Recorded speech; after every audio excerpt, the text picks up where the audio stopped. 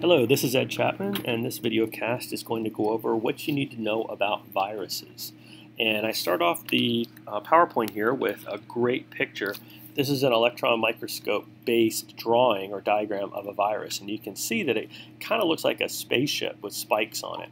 And the two most important things we're going to learn in this unit is that viruses are what we call obligate parasites, which means they are obligated to be parasitic. They can only live and reproduce when they're inside of their host cells. And the second thing, most important thing we're going to learn, is that viruses can be used as vectors for genetic code. Now the word vector means something that carries something else. So viruses actually can be used to carry DNA, otherwise known as genetic code, from one organism to another. And this is one of the reasons they're infectious, and this is one of the reasons why they're so important to biology. Now, it's very important that you read Chapter 19. There's a lot in this chapter that we're not going to go over in this video cast that you may see on the College Board test in May. I'm going to stress in this video cast the things that I think are the most important that we're going to stress in class. The most important questions to keep in mind is how is a virus particle constructed? What are its parts? What does it mean to be an obligate parasite? What are hosts? What is the difference between lytic and lysogenic viruses? And what is the connection between lysogenic viruses and introns? And finally, what are retroviruses and why do they need an enzyme called reverse transcriptase? If you can answer these 5 different bullets, or these 5 different questions, I think you're well on your way to doing really well on the next test, at least for this chapter. Now, viruses were discovered by accident back in I believe it was the 30s, although it may have been as late as the 50s. Scientists had noticed for a long time that tobacco plants get a leaf disease called tobacco mosaic disease, and they assumed that it was caused by a bacteria. But when they tested the plant for the presence of a bacterium, they couldn't find it. They couldn't find it under a microscope, and they couldn't filter it out of the sap they squeezed from the tobacco plant. So it was so small they couldn't find it. It wasn't until we got electron microscopes that they actually discovered tobacco mosaic disease is caused by a virus. The word virus is from Latin, and it means poison. And so scientists, even before they knew what they were talking about, they called this material a virus because it poisoned or caused diseases in plants, and it seemed to be very contagious, but it was smaller than any known bacterium. We can now photograph viruses using high-power electron microscopes, and from these photographs and from other studies, they've been able to work out the shape of a virus particle. Virus particles basically have 3 parts. They have a protein capsid on the outside, okay, which is like a case or a capsule. They have spikes or other kinds of proteins shaped like spikes attached to the capsid, which kind of gives them an ornamented or spiky appearance. And inside the capsid, they have a core that's made up of nuclear material. Now, this nuclear material is almost always DNA, but it can also be RNA. So there are such things as RNA viruses. Here are some diagrams with pictures underneath of some real virus particles.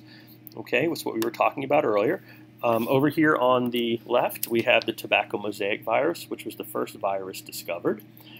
Then we have adenoviruses, which look like these icosahedrons. I believe that's the name for that shape. These are the viruses that cause common colds, or most of the common colds. And I believe norovirus is an adenovirus, but I'm not sure. Here we have the influenza or the flu virus. And finally over here we have what I hope is a familiar image. These are bacteriophage viruses, which remember only attack prokaryote cells. So these are the same viruses that Hershey and Chase used in their famous experiment. They kind of nailed down DNA as genetic material. Now, the idea of host range is important in understanding a virus. Viruses, in order to reproduce, have to insert their genetic material into a host cell. And by doing this, they're able to take over or hijack the host cell's metabolism. Because viruses don't have any metabolism of their own. They don't have any cytoplasm, they don't have any ribosomes, they don't have anything like that. So by taking over their host cell, they force it to make copies of the virus particles. They cannot grow or reproduce outside of their host cell. So this makes them what we call obligate parasites.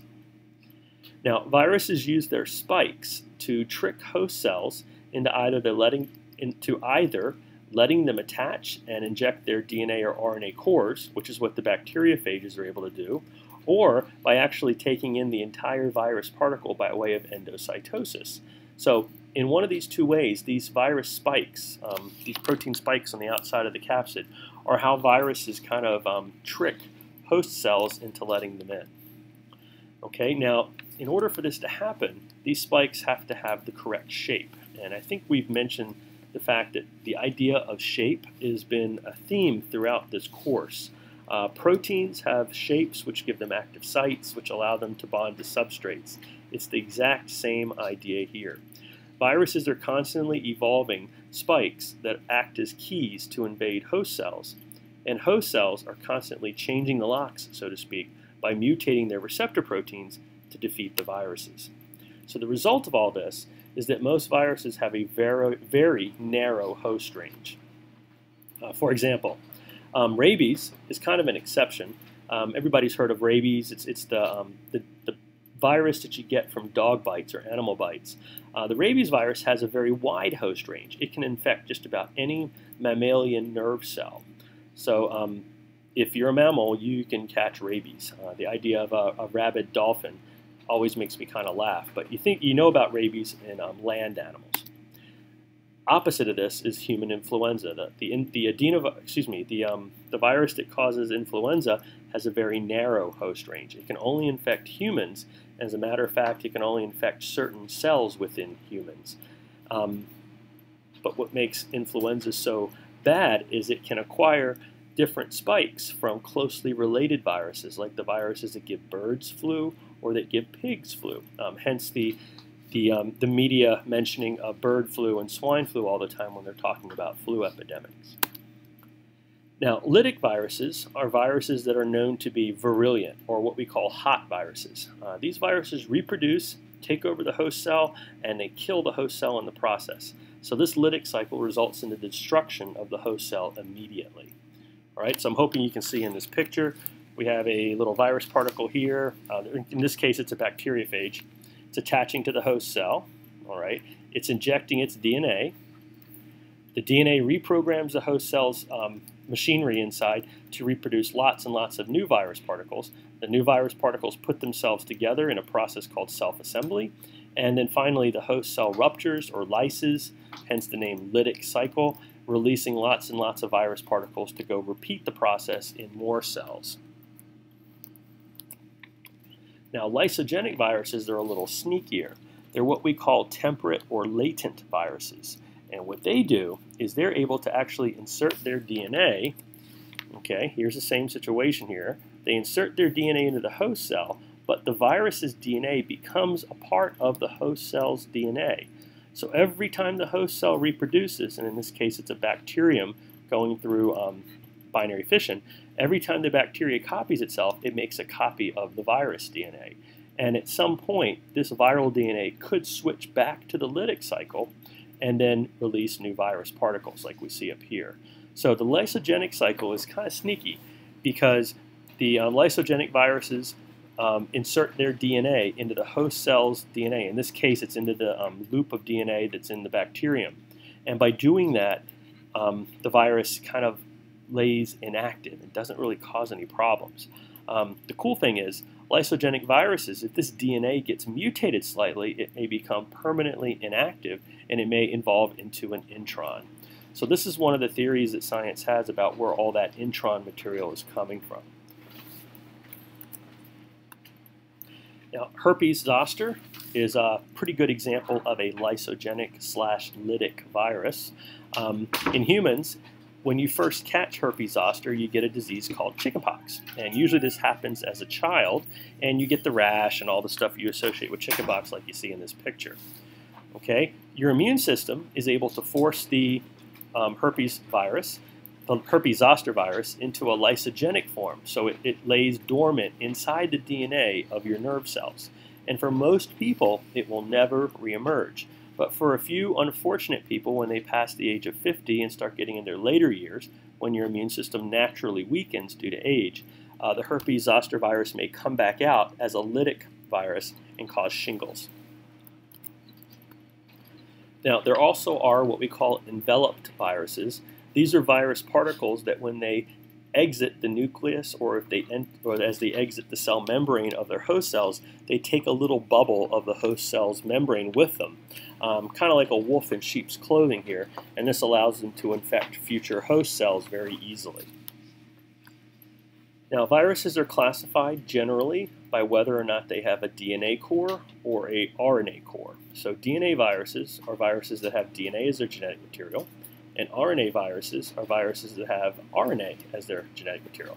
But the problem is you can't insert RNA into host DNA to take over the nucleus. So in order to reproduce, RNA viruses have to convert their RNA into DNA. And to do this, you have to do transcription backwards. This is accomplished with a uniquely viral enzyme called reverse transcriptase. And viruses that do this are called retroviruses. Probably the most famous retrovirus of all is HIV. Retroviruses are notoriously difficult to get rid of because of this aspect of the way that they store their genetic material. Now, viruses can act as vectors. I think I said earlier at the very beginning that viruses can carry genetic material from organism to organism. So when a virus infects a host cell, it can carry part of the genetic material of the host cell into another host cell. So this allows what we call lateral transmission or horizontal transmission of DNA from cell to cell. And this makes viruses important vectors, both in nature and in DNA technology. We're going to talk about this more in a future unit. Thanks for listening.